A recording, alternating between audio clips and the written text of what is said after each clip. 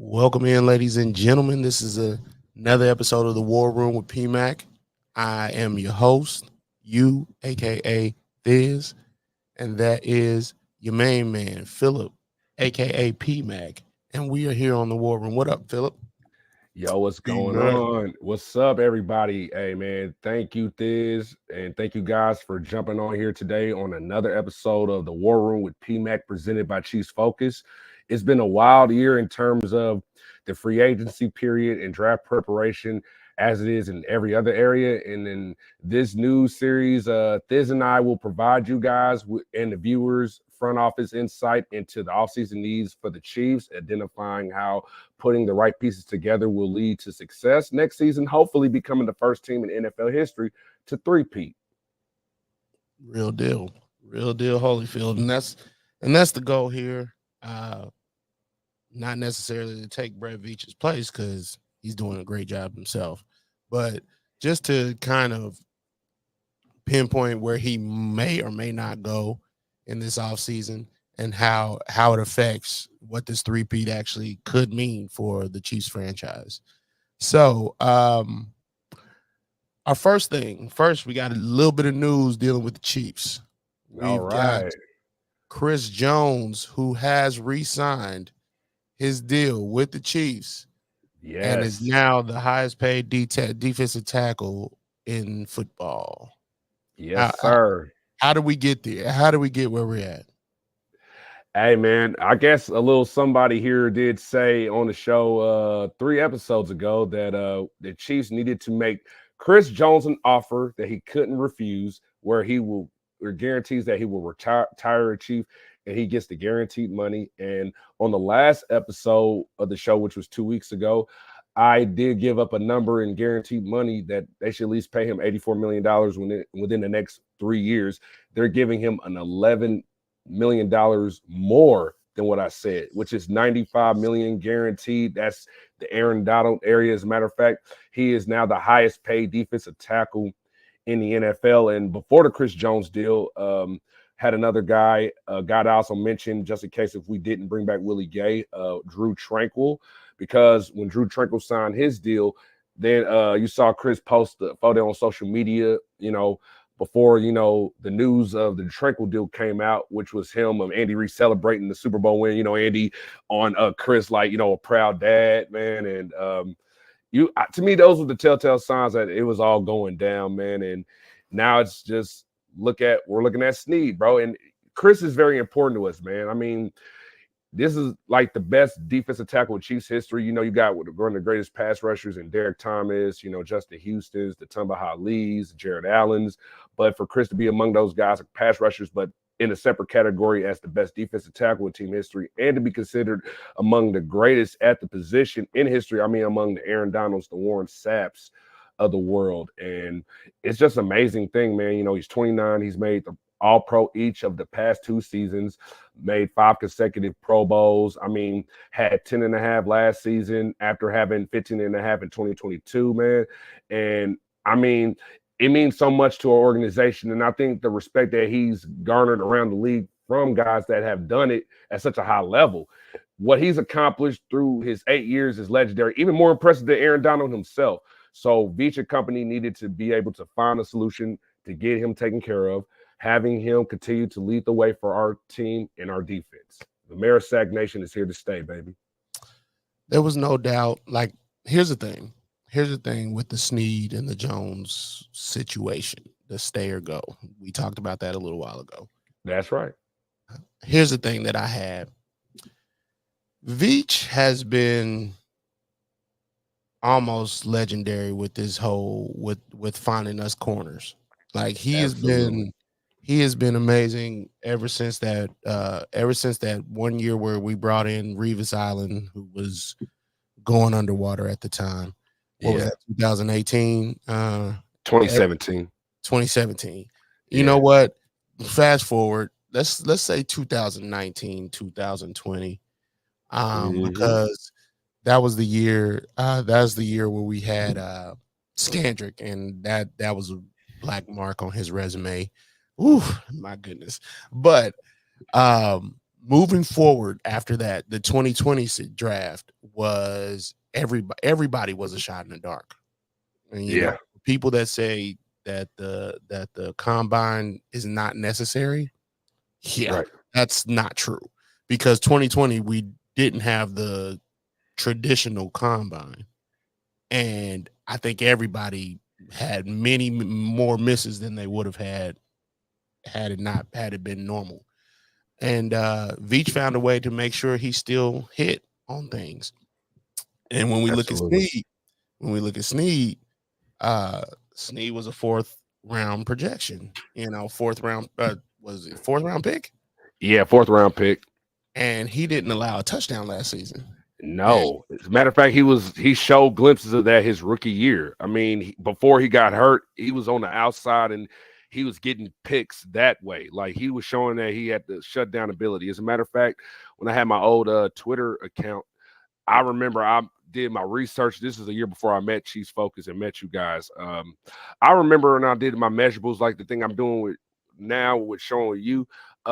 I could his similar measurables was like that of Marshawn Lattimore of the Saints. And when I saw that, I was mhm. like, I see what Veach sees that nobody else sees, and we saw it on the field. So Sneed just shows you that potential, and that's the thing about these certain players that you're looking for. Either they're rookies and prospects or veterans themselves. You still look at their measurables and see like how they compare to other people and how you can use them, and that's why it's important. And Sneed showed that the lengthy arms. The closest thing people might have said that he's like a mix of Jalen Ramsey and Marshawn Lattimore, but he showed you that he's just as good at those guys. It shows you the great job in the research that Brett Veach and his team does, the scouts doing, putting in the work and looking at those players. And, And you speaking know, of which, yeah, the Panthers stole our cap guy, which sucks. But they still, there's always somebody ready to step in, like Andy Reid said, next man up mentality, next man up mentality. So let's move on, man. Let's go to these. That was the news. So next we have our combine standouts. So what we got for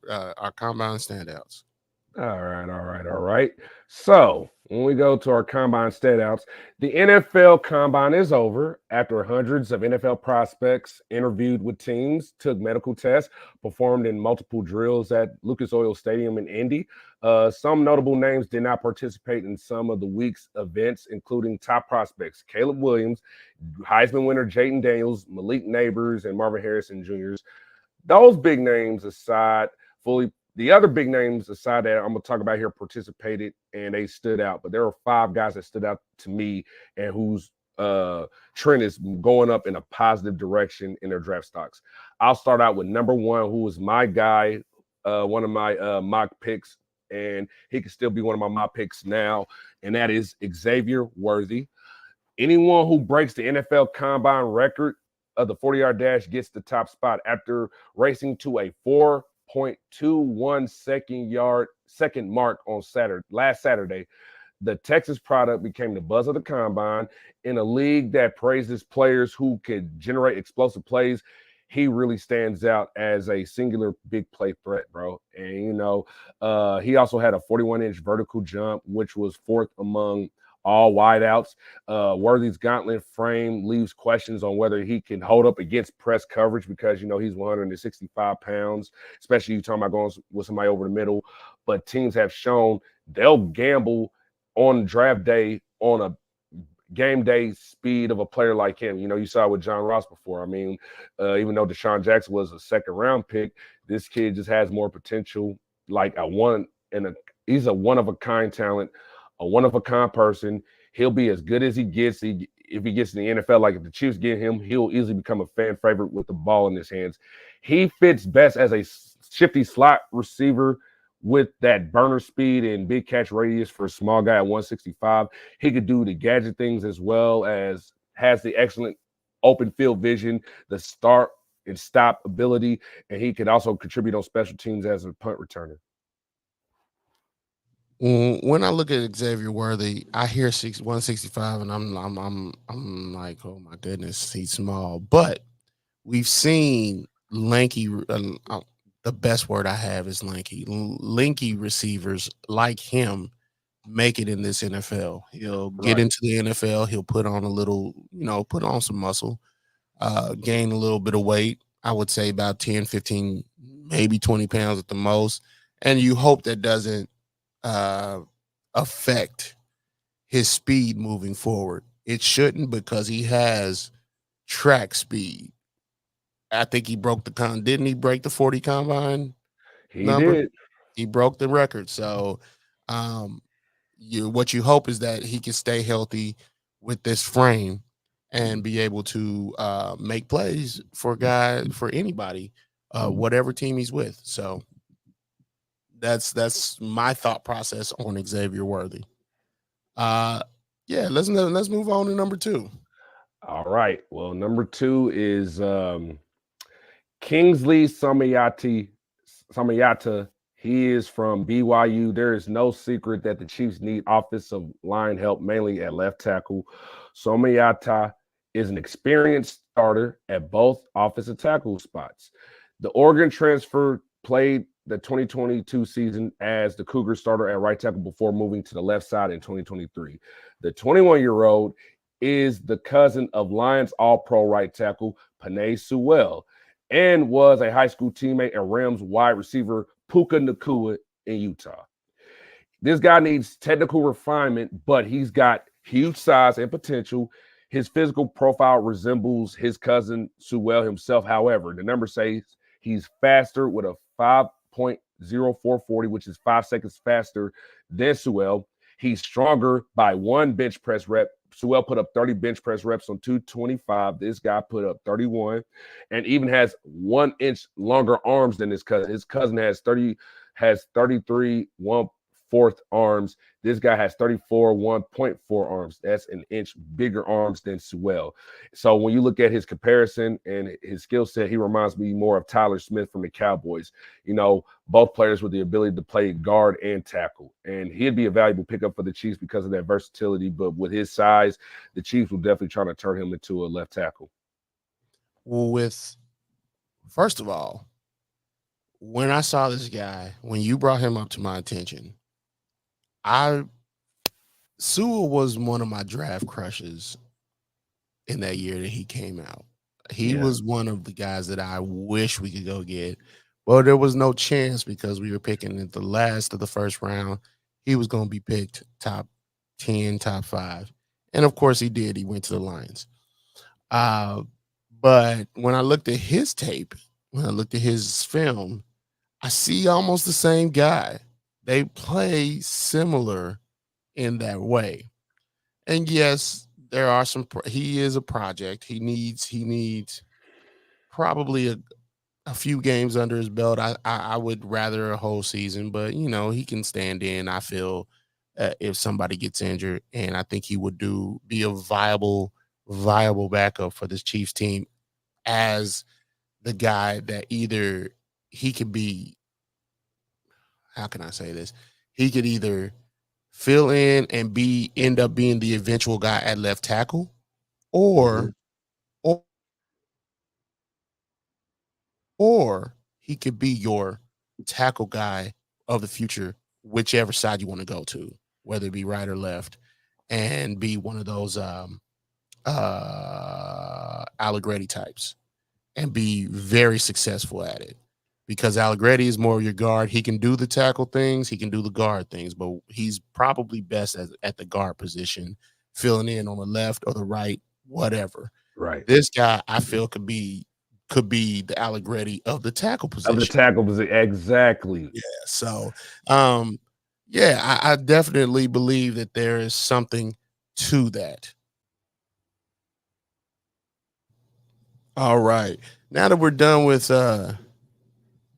are we good with Kingsley? Hmm. All right, let's move on to our next prospect. All right. Well, this one is a name that I know Patrick Mahomes is paying attention to because he goes to Patrick Mahomes' alma mater. And I also forgot to mention on the last one, Samayata goes to Andy Reid's alma mater, BYU. Yes, This good point. next this next prospect comes from QB1's alma mater, and that's Texas Tech edge rusher Miles Cole. There is also, rotational options or developmental starters on day 3. This guy is a designated pass rusher who is best at a 4.3. His speed to power is elite, but his bend is non-existent, which Felix Uzama has that this guy doesn't have.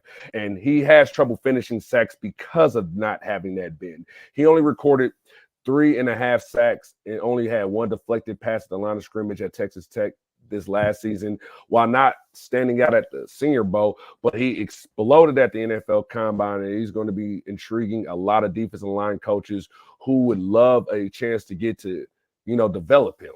This guy measured at 6'6", 278 pounds, while having 37-inch arms, bro. 30 freaking 7. That's an 86-inch wingspan. Cole also has a 35-inch vertical jump and jumped 10 foot in the broad jump. Just to add that, he ran a 4.67 40-yard dash. To me, I think he's well worth a gamble on that potential, although fans should be cautioned to let him develop slowly. But the thing about him is that some people might say he suits better in a 4-3, but you can work him in a 3-4 as a standing up rushing linebacker, but as a 4-3 edge guy, you could definitely work with him. He might be able to survive as a run defender in a penetrating scheme, but even then, he doesn't have the short area quickness to mirror running backs to tackle them consistently. But having time to learn from Joe Cullen and Chris Jones could be huge for Cole's development. Look, that was what I was going to mention, is that he has the opportunity to learn from the man, the myth, the legend, Joe Cullen. Yes, And not sir. to mention with Chris being here for being a chief for life. Now we're talking about a guy who has now I sound like Chris Collinsworth, but now we're talking about a guy who not only knows how to play the inside, but he knows how to play the outside. And while Chris Jones' best position is the defensive tackle position, having the experience on the inside and outside works in a way that would absolutely, there are things that he can teach out there on that level. And he might not be the best at it, but hey, you can always, Joe Cullen's going to fill in the gaps there. The dude has a 10-foot broad jump. My God, dude is jumping out of this world, right? 37-inch arms, bro. And when you talk about that, when you talk about that, it reminds me of a little less of a project than the gentleman we had. I don't know why his name just escaped me. Joshua Kando. Man, I had so many. I had such I big hope know. for Joshua Kane. Me You too, know, bro. Me too, man. And just for development. But I thought, I found out later that it wasn't going to be much, which stinks. But between him and the gentleman that left the Chiefs in free agency and went to the Saints, passing yo. yes, those two are the guys that I think about when I think about Miles Cole. Just because of the size, the speed, and just the out of this world jumping. I mean, the jumping ability, like he's very developmental. Don't get me wrong. You're gonna have to develop him, but he could be a guy. If he's not gonna be a star, he could end up being a guy that you could keep on your roster for a long time and give you decent production at the edge position, and possibly move inside if he has the size. Yeah. So let's move on to our next standout. All right. And this guy and this I like the Chiefs definitely need to look at a running back, especially somebody to complement Pacheco, get some competition as well to push for Pacheco's spot. I mean, competition makes perfect. And this guy, the Michigan Wolverine star running back, is my running back one in this NFL draft class. And I know it's a long shot that the Chiefs won't be looking into him, but imagine having Isaiah Pacheco pairing with Blake Corum. That will remind fans of the muscle hamster, Doug Martin. I mean, the guy who was the former All-Pro from 2015, two-time Pro Bowler coming out of Boise State. Corum's measurables are ridiculous. I mean, he ran a 4.53, which is faster than Doug Martin. Put up 27 reps on 225. Martin had 28, but Pacheco and Corum both put up the same number, 27 reps. And that's the same amount as the number one offensive line, offensive tackle prospect, Notre Dame's Joe Alt put up.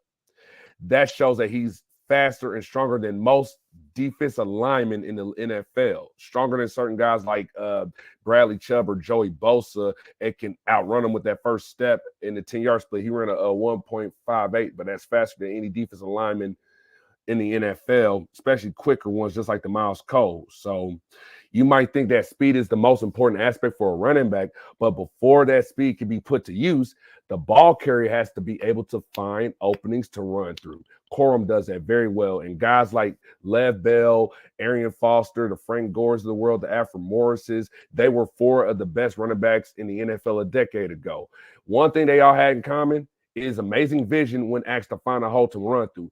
None of these guys possessed amazing speed, but their ability to stay patient and wait for the hole to open and then explode through it made them highly successful. And like I said, Corum could do that for us. Running backs like Corum can hurt you two ways, rushing or catching the ball. He's a dual threat guy. And that's what he did for the Wolverines to help them win the championship. You know, he has a great low center of gravity. That's why you got that 27 reps, because he has the ability to truck guys and to fight off defenders. And he's got the great vision as far as a cutaway with his cutaway ability. He's also a guy you have to pay attention to on check downs. You know, the Chiefs are known for check downs. He can sneak out of the backfield and run those screens. He's a dynamic player. That's exactly what the Chiefs are looking for. There are other guys like USC's Marshawn Lloyd or Troy's Keami Vidal to also look at, because they've impressed me, but I like Corum. With Corum, one of the things I saw was the fact that dude is strong.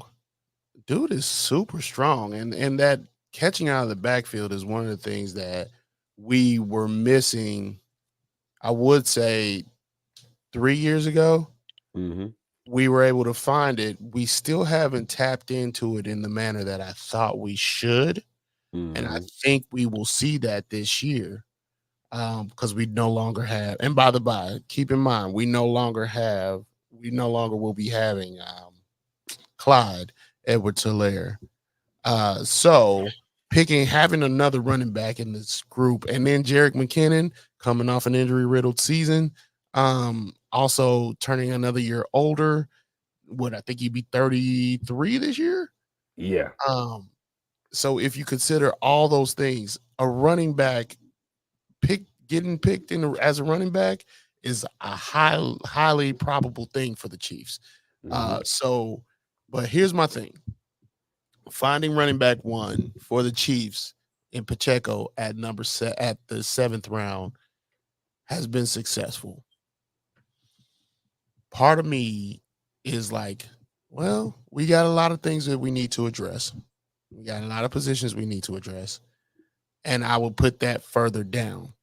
I will put running back further down on that list. However, with all that being said, once you brought him to my attention, once I saw exactly what he's able to bring to the game of Andy Reid, man, the 3rd round pick doesn't seem too bad to me. Like a 3rd round pick doesn't seem too bad to me to play Corum. Like, especially this last season with Michigan winning that championship. Yeah, it doesn't seem like a bad pick. And when I think about it, I just think a lot of Clyde Edwards-Helaire regret is there. But seeing him catch out of the backfield really sold me. It sold me on what that national championship game. Oh my gosh, yeah. he carried Michigan on his back in that game. Yes. So that really has me intrigued. So we got one more combine standout. Yes, sir. And last but not least, and to speak on that 3rd round running back, we'll wait to the next segment to speak on that part, because I got something for you in all Chiefs Kingdom on the next segment. But before we get to that, the last player I'm gonna talk about here, and this guy has caught my attention as of late. I mean, and then we're talking about the tight end position, and we all talking about it now because let's be real, Kelsey is one of probably the greatest tight end to ever play the game. But we got to remember, he's going to be 35 this coming October. and he's going to play in those last 2 years of his contract. We want his legs to stay fresh, and we need to look at these guys. I mean, you got the guys like the Brock Bowers from Georgia. You got the Theo Johnsons from Penn State. One of my favorites, Dallin Holker from Colorado State. Ohio State's Kate Stover. Kansas State's Ben Sneed, or Florida State's Jaheim Bell.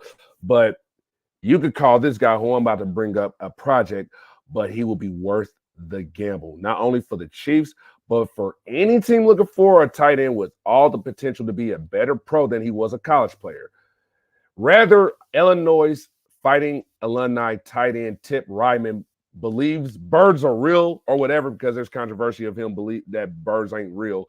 Whether he believes in it or not, he could ball. That's all I care about. I don't care. He could ball. He's 6'5", 271 pounds. He started 28 games for the Fighting Alumni, putting up his best season last season with 19 catches, 203 yards, 3 touchdowns. I know that's nothing much to write home about, but he is a massive human, and his body is NFL ready.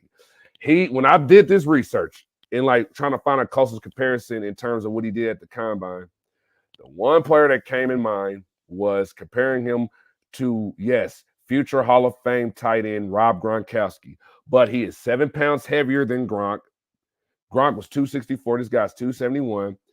He is faster than Gronk. Gronk ran a 4.68. This guy runs a 4.64. He's stronger than Gronk. Gronk put up 23 reps on 225. This guy put up 28 reps on 225. But they have the same jumping ability. Both Gronk and Ryman have a 33.5-inch vertical jump.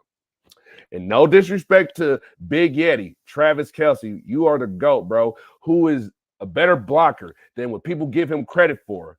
But the Chiefs don't have the type of tight end on the roster with the type of blocking ability upside that Ryman has. When you see him on tape, everybody talk about Brittany Spawn Ford from Minnesota. This is another guy who I think will probably get picked higher than him, because the same ability and also the skill set where you say there's that potential as a pass catcher. If the Chiefs want to run more 12 personnel and let Kelce continue to be a receiver, and without him having to block, Ryman would be an excellent fit where he would be focused on blocking and sometimes be an occasional open receiver. And he would serve well to develop as a number 2 while becoming a starter who teams can win with, best leveraged in a passing offense that provides a healthy amount of the tight end pass protection with limited releases due to a good combination of pass pro ability. And he also uses good processing to find the open voids in the zone coverage. He finds open spots in zone and does a very good job, and he will lower his shoulder to lay the boom. His best run fit is a zone scheme, which the Chiefs run, where he can stalemate open running lanes. Limited in, hands, because he's not much of a catcher. He's more of a blocker than a catcher, and he still has some inability to get movement at the point of attack in a gap scheme. Tight ends can take 2 to 3 years before they really hit their stride. And a pick like between round 4 to 6 for this guy would be a rewarding one for the Chiefs, in my opinion. This could be your future replacement for Kelce here. Here's my thing. I don't like the talk of trying to replace Kelce. It's not something that I enjoy talking about. You don't replace a guy like Kelce, and I know you know that. No, don't get me wrong. I'm not saying anything crazy about that. You don't replace Kelce. It's just one of the things you can't do. But trying to find a viable solution as the next guy up is fine. But when people say they need a replacement for Kelce, it ain't happening. It just ain't happening. Now, to be fair, if we look at the Chiefs and how they've operated, sorry about that in the background. My daughter's in the background. But if you look at the Chiefs, we had a few tight ends in between the Tony Gonzalez and the Travis Kelce. So there's nothing wrong with trying to find the heir apparent, as it were. But you got to realize trying to find that dude is going to be like a needle in the haystack. But with that being said, Tip Ryman, I'm when I look for when I'm looking for a tight end, because tight ends are one of my favorite positions to evaluate. Yeah. Tight, tight end and safety are my two favorite positions to evaluate. But when I look at tight end, I look at his ability to get open, Right. especially in the end zone. Here's my thing: we have been having issues scoring in the red zone, Yeah. Oh, where our dude. issues are 60%, where we're only getting 60% in the red zone, and that's a problem for me. That is a huge problem for me. And we just don't So finish when we're in the red zone either, man. that, It's so and that's irritating. it's so annoying. So you get guys like a Tip Ryman, and you get and hope he can find pockets in the end zone and make contested catches. It's not something Yes. he's going to do on day one.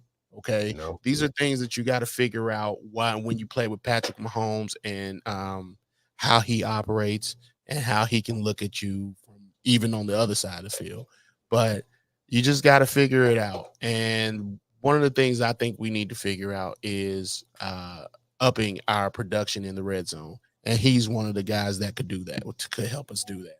And here Yes, was the sir. pro comparison. You mentioned that Rob Gronkowski was his pro comparison. So, um, here's your weight, your measurables, your 10-second splits, 40-yard dash, and Yes, verticals and all sir. that.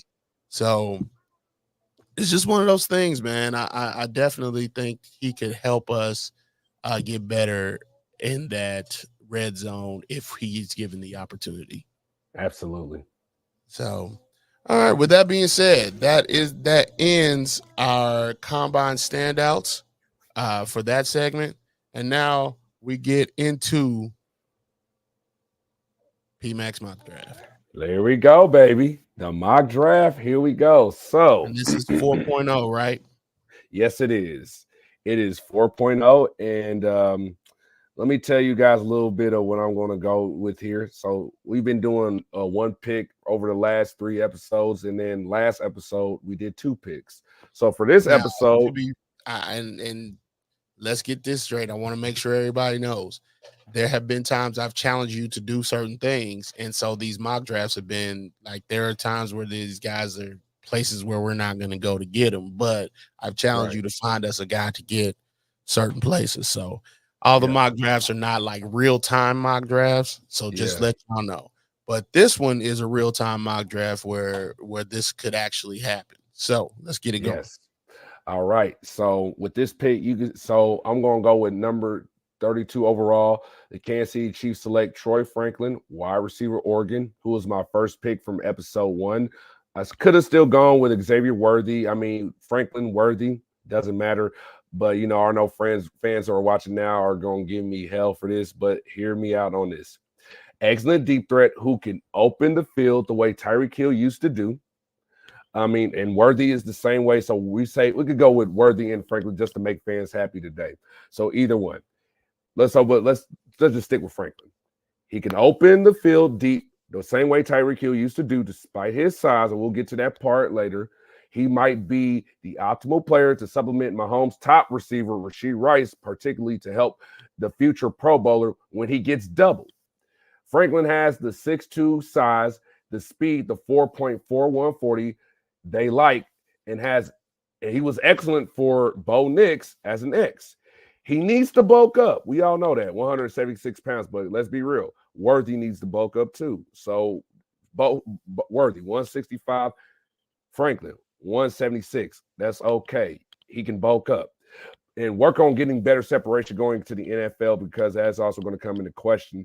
But his catch radius, his body control, and his run after the catch are all excellent traits that the Chiefs will covet. And this is a no-brainer. And when I did like the little grading between Pro Football Focus, when I chose Worthy at number 32, they gave me a D because he's still like the number 69 overall player. We look at Franklin, they gave me an A plus for this pickup, despite the size. It ain't the size of the dog, it's the size of the heart of the dog. Remember? Absolutely. I Thank definitely scrappy dappy do. Um, right. little scrappy as it were. But yeah, man, I looked at his tape and I see one of those things. Now here's my thing. I see exactly what you're talking about. Right. I see the player. I see the same things you saw in Xavier Worthy as far as just the creating separation, the degree of catch radius. I see all those things. And Yes. they both need to bulk up. Like they're both gonna have to bulk up for the NFL. It's just inevitable. Right. The issue I have with this is that I feel like we, based on what you said, not just based on what you said, but based on what I've seen, Mm-hmm. if we could finagle our way in the second round, finagle some things, and maybe trade up in the second round, I feel like we could get him for a second round pick, as opposed to trying to do it in the first. We pick so late in the first. We're the last pick in the first, so I understand why you would just go with uh with picking him. But if you can get him in the middle of the third, I mean, I'm sorry, you're never going to get him in the third. If you can get him in the middle of the second, I think that's cool. But I understand going ahead and getting him in at 32. I definitely get it because then you have your Rasheed Rice as your physical catch guy over the middle, put him outside, wherever you want to do with him. And then Mm-hmm. you bring in this guy who's a speedster and you can put him wherever because once he gets a year of play under his belt, I feel that he will broaden his scope, as it were. Broaden his Exactly. Like a Devontae Smith. My point exactly. He's Yeah. Devontae Smith might be that small, but he's a ball player. Same When I thing saw here. when I saw Troy Franklin, the first guy I thought of was Devontae Smith. And Devontae Smith came into the draft as one of those smaller guys. And he not only bulked up, but he just ended up getting better and better as the years went on, as the few years he's been in the league. So and he's a deep threat even with contested balls. So Yeah, I see when I see Troy Franklin, my mind goes straight to that's Devontae. exactly what I saw on tape too, man. So that's where I'm going with that. So that's not a bad pick in my opinion. A little high for me, but still he's got all the skills that we need to complement what we already have in style and in our in the stockades or whatever.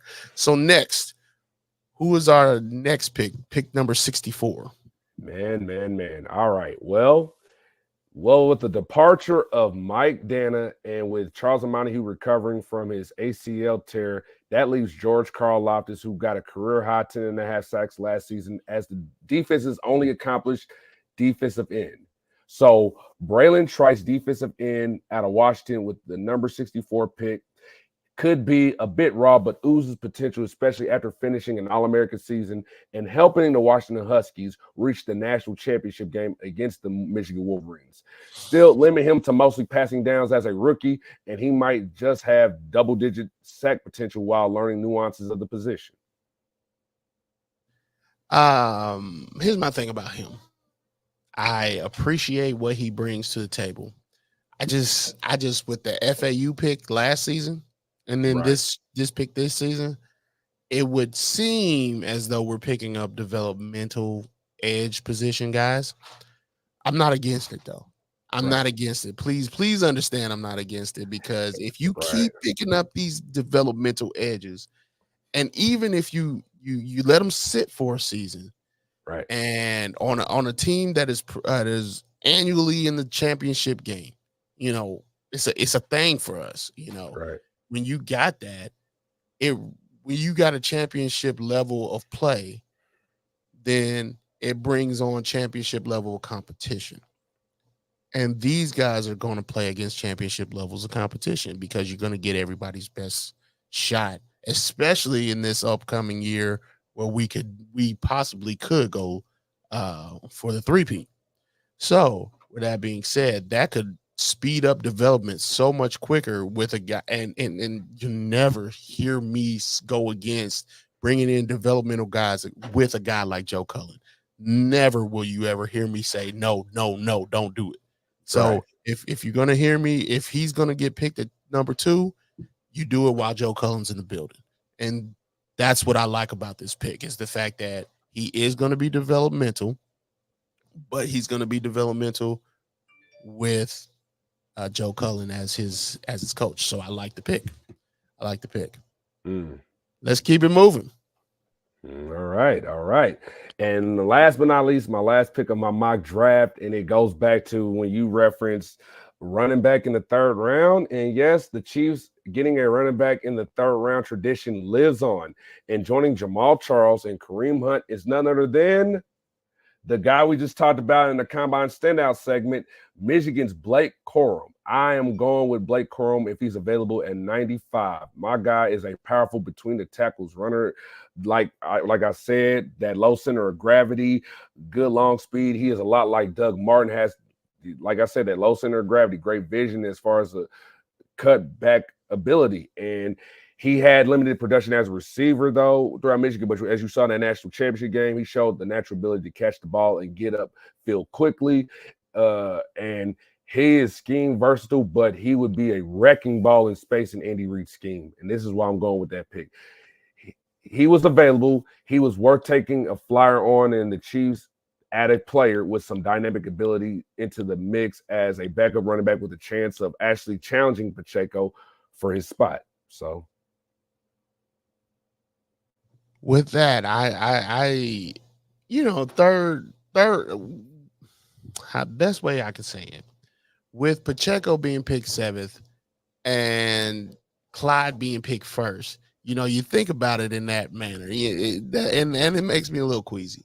But with the guy that plays the way he plays, and if Brett Veach decided that that's the way he's going to go, I'm never going to fight him on it. I'm never going to hate on him about it because they see something there that can be tapped into. And it's not like it's a first pick; it's a third round pick. That's Brett Veach's sweet spot.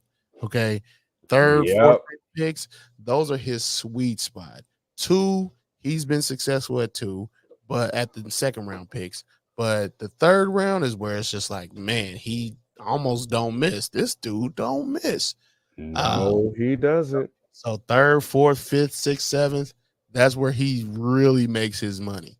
And if he decided to pick up a Blake Corum there, I would absolutely trust him because I do see dynamics with him. I'll be smiling ear to ear, bro. I'm be like, NFL really better watch out now. You got to worry about the receivers. You got to worry about the backfield, and Mahomes gonna take off. And that's the part that I think needs to be developed this season. Is the running back catching out of the backfield and even lining up at the wide receivers position. Maybe at the X if we can do it, and then you put you line him up at the X or even the outside and just see where that could take you. You could do an air raid situation, which is a situation where Patrick Mahomes came out of a Texas Tech.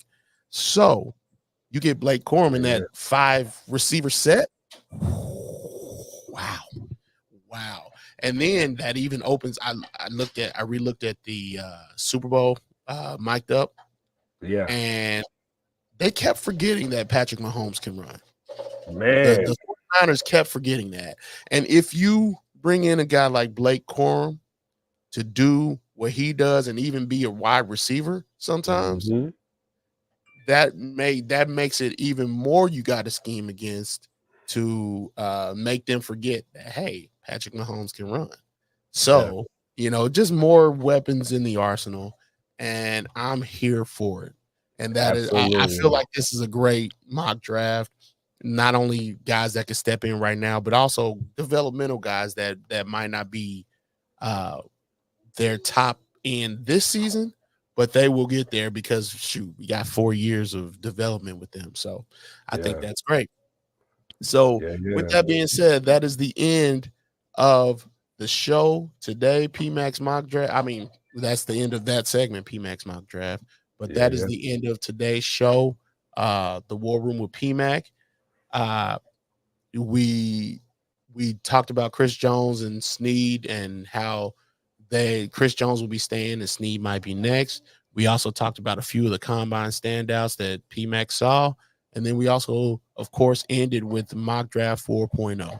So we want to thank everybody for sticking around and being a part of it. And if you have anything else to say, this is it. This is the time. All right. Well, and everybody, I just want to say happy legal tampering day. Already got some news going out there right now, especially like while me and Thiz was talking, we got news like Tony Pollard is going to the Titans, so that's the end of the Derrick Yes. Henry era. Also, DeAndre Swift is going to the Chicago Bears. So Mhm. all these crazy things, man. Baker Mayfield's contract, Jerry Judy going from the Broncos to the Browns, and Russell Wilson, dangerous, is going Yeah. to the Steelers for $1.2 million, and the Denver Broncos got to pay $38 million. It's crazy. So you're going to hear a lot of more news today. So in closing, I want to end it like this. Follow the Chiefs Focus Live YouTube channel. Check out Chiefs Focus Live tomorrow at 8 p.m. Also check them out on Thursdays. Hit the subscribe button on the YouTube channel and don't miss any of our content. And I ain't got nothing else for you guys. But once again, enjoy the legal tampering period and enjoy Wednesday as the new league year starts. And I'll see you next time. Peace out, Chiefs Kingdom. Deuces. Deuces.